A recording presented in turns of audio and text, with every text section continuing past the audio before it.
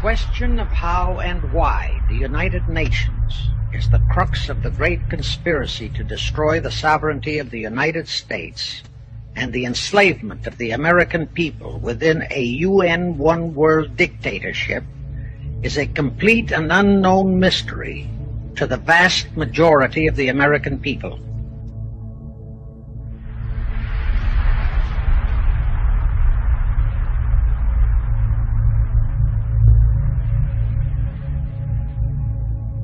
The reason for this unawareness of the frightening danger to our country and to the entire free world is simple. The masterminds behind this great conspiracy have absolute control of all of our mass communications media, especially television, the radio, the press, and Hollywood. We all know that our State Department, the Pentagon, and the White House have brazenly proclaimed that they have the right and the power to manage the news, to tell us not the truth, but what they want us to believe. They have seized that power on orders from their masters of the great conspiracy. And the objective is to brainwash the people into accepting the phony peace bait to transform the United States into an enslaved unit of the United Nations one world government. Is that our so-called leaders in Washington, whom we elected to safeguard our nation and our Constitution, are the betrayers, and that behind them are a comparatively small group of men whose sole objective is to enslave the whole world of humanity in their satanic plot of one world government. Now, as a matter of further intelligence, a term used by the FBI, let me clarify the meaning of the expression, "he is a liberal." The enemy, meaning the one-world conspirators, have seized upon that word liberal as a cover-up for their activities. It sounds so innocent and so humanitarian to be liberal. Will make sure that the person who calls himself a liberal or is described as a liberal is not in truth a red. Now then, this satanic plot was launched back in the 1760s when it first came into existence under the name of the Illuminati.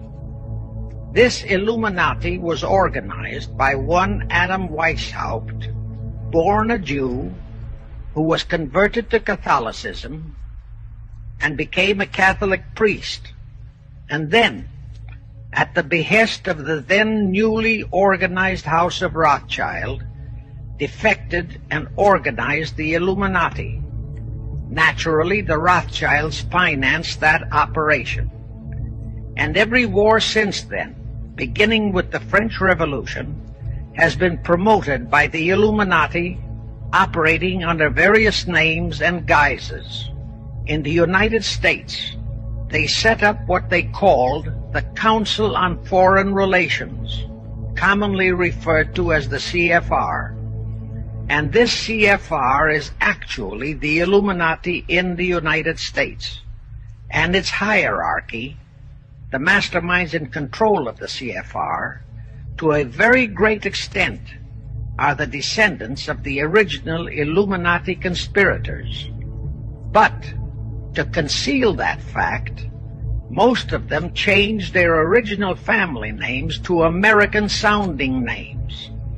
For example, the true name of the Dillons, Clarence and Douglas Dillon, once Secretary of the U.S. Treasury Department, is Lepowski. There is a similar establishment of the Illuminati in England, operating under the name of the British Institute of International Affairs. There are similar secret Illuminati organizations in France, Germany, and other nations, operating under different names. But at all times, the operations of these organizations were and are masterminded and controlled by the internationalist bankers, who in turn were and are controlled by the Rothschilds. Now, just why did the conspirators choose the word Illuminati for their satanic organization? Weishaupt himself said that the word is derived from Lucifer and means holders of the light, using the lie that his objective was to bring about a one-world government to enable those with mental ability to govern the world and prevent all wars in the future. In short, using the word peace on earth as his bait.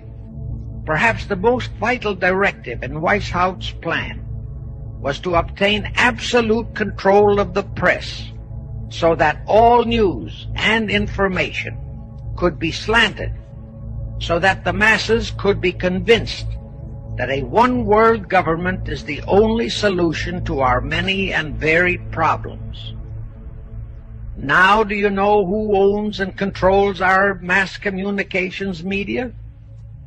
I'll tell you, practically all the movie lots in Hollywood is owned by the Lehmans, Kuhn Loeb and Company, Goldman Sachs, and other internationalist bankers. All the national radio and TV channels in the nation are owned and controlled by those same internationalist bankers. In 1834, the Italian revolutionary leader Giuseppe Mazzini was selected by the Illuminati to direct their revolutionary program throughout the world. Mazzini had enticed an American general named Albert Pike into the Illuminati.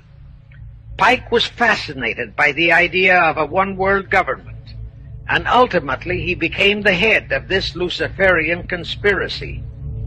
Between 1859 and 1871, he, Pike, worked out a military blueprint for 3 world wars and various revolutions throughout the world, which he considered would forward the conspiracy to its final stage in the 20th century. Long before Marconi invented radio, the scientists in the Illuminati had found the means for Pike and the heads of his councils to communicate secretly. It was the discovery of that secret that enabled intelligence officers to understand how apparently unrelated incidents, one such as the assassination of an Austrian prince at Sarajevo, took place simultaneously throughout the world, which developed into a war or a revolution. Pike's plan was as simple as it has proved effective. It called for communism, Nazism, political Zionism, and other international movements be organized and used to foment 3 global world wars and at least 2 major revolutions. World War III is to be fomented by using the so-called controversies the agents of the Illuminati, operating under whatever new name, are now stirring up between the political Zionists and the leaders of the Muslim world. That war is to be directed in such a manner that all of Islam and political Zionism, Israel, will destroy each other, while at the same time the remaining nations, once more divided on this issue, will be forced to fight themselves into a state of complete exhaustion, physically, mentally, spiritually, and economically. Now, can any thinking person doubt that the intrigue now going on in the Near, Middle, and Far East is designed to accomplish that satanic objective? Pike himself foretold all this in a statement he made to Mazzini on August 15, 1871. Pike stated that after World War III is ended, those who will inspire to undisputed world domination will provoke the greatest social cataclysm the world has ever known. Quoting his own words, taken from the letter he wrote to Mazzini, and which letter is now catalogued in the British Museum in London, England, he said, "We shall unleash the nihilists and the atheists, and we shall provoke a great social cataclysm which in all its horror will show clearly to all nations the effect of absolute atheism." the origin of savagery and of most bloody turmoil, then everywhere the people forced to defend themselves against the world minority of revolutionaries will exterminate those destroyers of civilization, and the multitudes disillusioned with Christianity, whose deistic spirits will be from that moment on without direction and leadership, and anxious for an ideal but without knowledge where to send its adoration, will receive the true light through the universal manifestation of the pure doctrine of Lucifer, brought finally out into public view, a manifestation which will result from a general reactionary movement which will follow the destruction of Christianity and atheism, both conquered and exterminated at the same time.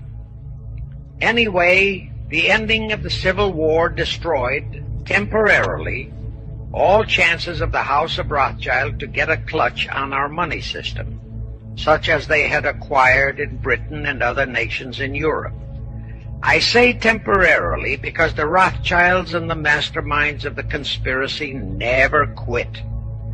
So they had to start from scratch, but they lost no time in getting started.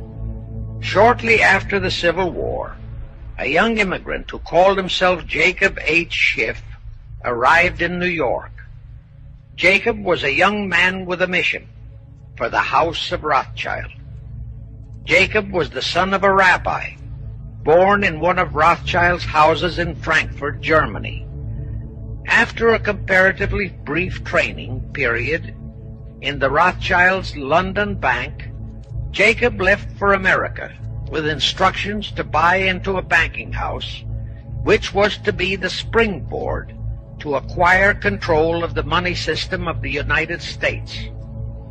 Actually, Jacob came here to carry out 4 specific assignments. Number 1, and most important, was to acquire control of America's money system.